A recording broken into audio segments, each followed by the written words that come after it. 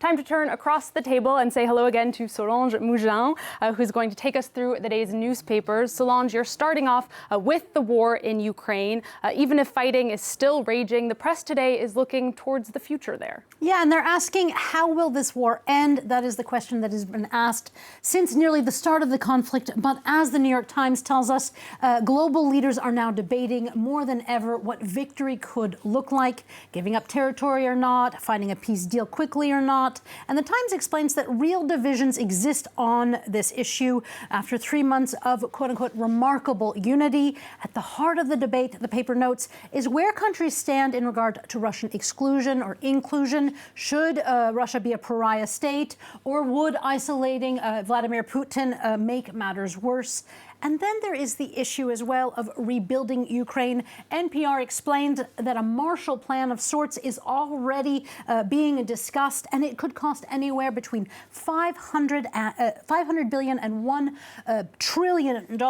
And while there have been pledges, they are far from covering such costs. As the FT notes, some of the money could come from seized Russian assets, but a move like that needs, quote, a consistent, transparent framework. And even if there is a legal due process, the FT says that lawyers will be reaping fat fees, they say. That is, it says, the reality of economic warfare in the 21st century.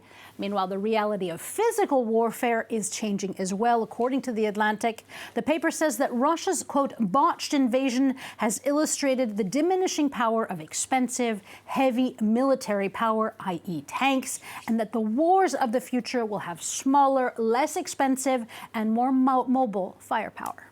And weapons, Solange, are also being discussed in the U.S. papers after the latest mass shooting at an elementary school. Yeah, and as there are few to no words to properly describe the horrors of all of this, let's begin with cartoons. Michael de Adder of the Washington Post, his drawing explains that there is grief in Ukraine over casualties, just like in the U.S. over another Tuesday in America. Both nations are in mourning.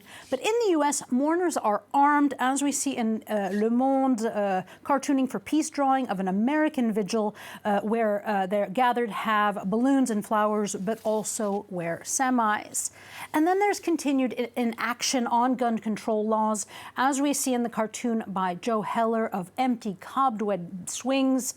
For this shooting comes a decade after the Sandy Hook murders. And due to that inaction we see illustrated there, Solange, exactly. there's a lot of anger in the papers today. Yeah, USA Today's editorial board says Americans are telling their senators to curb access to guns, but it wonders if they will listen this time. One small first step, the paper says, could be to make guns illegal for all those under the age of 21. That is currently the case for drinking, for example. For right now, as Quartz explains, it is very easy to buy the rifle that was used in the killing. It just took 5 clicks of a computer's mouse. The site says, with no requests for proof of age and no requests for a clean criminal record as the law requires. Now, the Washington Post is discussing a different kind of anger towards Texas police, for videos are emerging about parents being restrained outside while the gunman was able to remain inside for an hour. And there is also anger in regard to the National Rifle Association.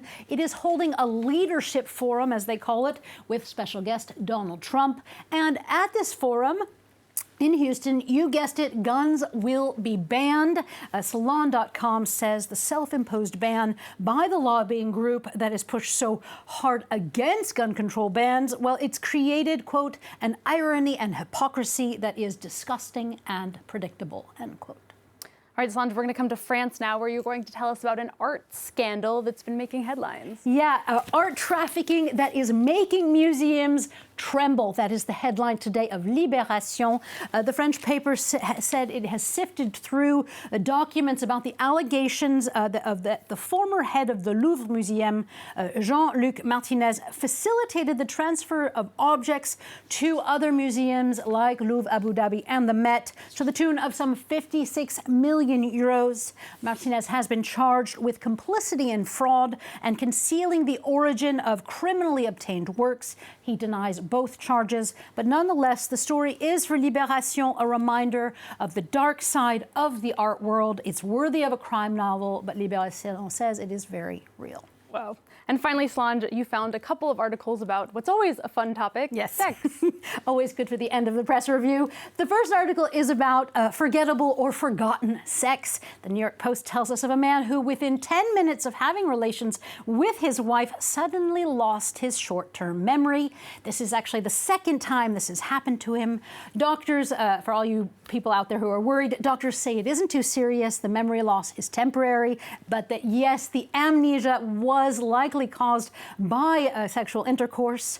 And this means he should stay away from the trend that's described in the next article by Vice. Sexual wellness retreats are, the site says, the new hot romantic getaway. It explains that hotel packages with sex dens have long existed, but now higher-end packages for couples are taking vacation sex to another level. The paper says that these sex retreats have options like sex therapy, couples counseling, and sex-positive workshops. Not only are they gaining in popularity along with the whole wellness sector, but they're also a lucrative on the up-and-up market. Sounds like something we could all use. Solange Mougin, thank you very much for today's press review. Time for us to take a quick break, but do stay with us here on France 24.